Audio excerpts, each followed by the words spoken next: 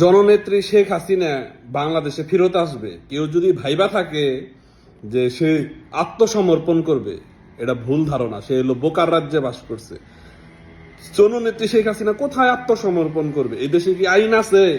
আমরা 5 আগস্টের পরে দেখছি আইন আদালতে আদালতে মপ করা হয়, বিচারকের উপরে মপ করে, উকিলদের উপরে মপ করে। এই দেশে তো বিচারই নাই। এবং 5 আগস্টের পরে সারা বাংলাদেশে যত আওয়ামী লীগ, যুবলীগ, ছাত্রলীগের নেতাকর্মী জেলে গেছে তাদের জামিন হয়, আবার নতুন মামলায় অ্যারেস্ট করে আর জেলে দেওয়া দেয়। আমরা এটাই দেখতে পাইছি।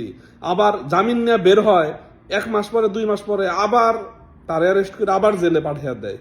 বছরের পর বছর জেলে আটকে রাখছে মিথ্যা মামলায়। এদেশে তো আইনই নাই। একটা দেশে যদি আইন থাকে সেই জায়গায় আত্মসমর্পণ করা যায়, তাহলে জননেত্রী শেখ হাসিনা আওয়ামী লীগের নেতাকর্মীদের নিয়ে যে ঢুকবে, তার সাথে তো আমরাও ঢুকবো। জননেত্রী শেখ হাসিনা যখন ইন্ডিয়া থেকে বাংলাদেশে যাবে, আমরাও তার সাথে যাব। তাহলে বাংলাদেশে তো আইনই নাই, আমরা আত্মসমর্পণটা কোথায় করব? কোন জায়গায় আত্মসমর্পণ করব? দেশে আইন থাকলে অবশ্যই করতাম। আইন নাই, এই জন্য কোনো আত্মসমর্পণ হবে না। এই দেশে আমরা যাব, আমরা সরকার পতনের ডাক দিব। জননেত্রী শেখ হাসিনা যখন দেশে যাবে, সে সরকার পতনের ডাক দিবে। বাংলাদেশে এই সরকার ভেঙ্গে নতুন নির্বাচন হবে। সেই নির্বাচনে বাংলাদেশের যত রাজনৈতিক দল আছে সবাই অংশগ্রহণ করবে এবং বাংলাদেশের জনগণ ওই জায়গায় ঠিক করবে যে বাংলাদেশের সরকার কে হবে, প্রধানমন্ত্রী কে হবে, সেই নির্ধারণ করবে বাংলাদেশের জনগণ।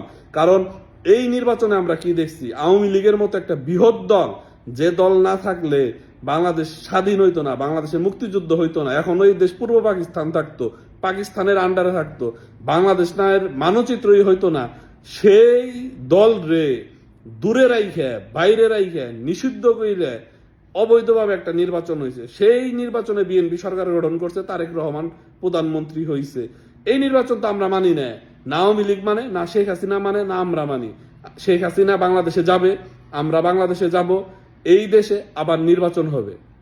ভালো মতো যদি নির্বাচন দেয় দিবে, নইলে আমরা সরকার পতনের ডাক দিব। সরকার পতনের আন্দোলন করব, আন্দোলন করে সরকার পতন করে সেই জায়গায় আবার নির্বাচন হবে। সুষ্ঠু স্বাভাবিকভাবে একটা নির্বাচন হবে। সেই নির্বাচনে বাংলাদেশের জনগণ ঠিক করবে যে এই দেশে কে সরকার হবে। আত্মসমর্পণের কোনো প্রশ্নই আসে না। আর শেখ হাসিনা কিভাবে, কোন সময়, কিভাবে ঢুকবে, সে তো বলছে যে ডিসেম্বরে ঢুকবে। এমন হইতে পারে সে আগস্টেও ঢুকা পড়তে পারে, সে সেপ্টেম্বরেও ঢুকতে পারে, সে নভেম্বরেও ঢুকতে পারে। এবং সে যখন ঢুকবে তার সাথে আমরা ঢুকবো। আমরা দেখবো বাংলাদেশে এমন কোন ক্ষমতাধর লোক আছে যে শেখ হাসিনারে দমিয়ে রাখতে পারে, আওয়ামী লীগরে দমিয়ে রাখতে পারে। আওয়ামী লীগরে দমিয়ে রাখার মতো শক্তি বাংলাদেশে জন্ম নেয় নাই।